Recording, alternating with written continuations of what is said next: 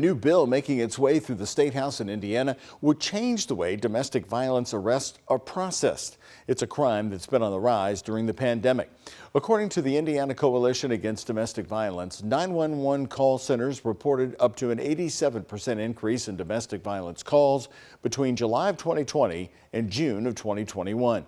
As Emily Longnecker with our sister station in Indianapolis tells us, advocates say this bill provides what victims need the most, and that's time. As an advocate who works with survivors of domestic violence, Karen Burton has become used to hearing the same thing from many of them. I don't even know why I bothered to call the police. He was right back on my doorstep before I had a chance to clean everything up. That's why Burton was at the State House Tuesday telling senators on the Corrections and Criminal Law Committee why she supports SB 158.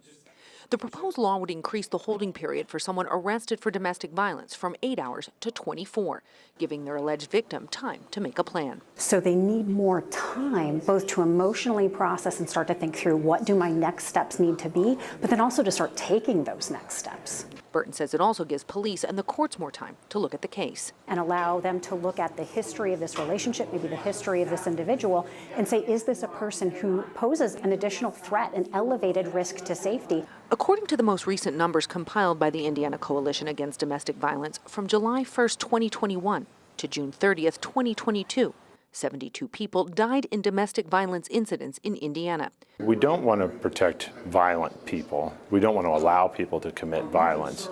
We just want to make sure that we're not casting the net so wide that we catch innocent people in that net. But advocates for the attorneys who defend people accused of domestic violence think 8 hours is already a long enough time for someone to be held before they go before a judge to see about bail.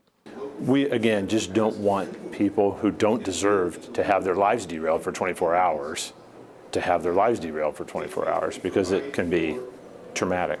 The bill also tries to keep guns out of the hands of more people who could be considered serious violent felons. It adds attempted murder, strangulation, and human trafficking to the list of crimes that are considered a serious violent felony that would prevent someone from owning a gun. According to those same numbers from the Indiana Coalition Against Domestic Violence, the greatest number of deaths from domestic violence happened at the hands of someone using a gun. The bill passed out of committee today. That means it goes back to the full Senate, where lawmakers could add amendments to the bill.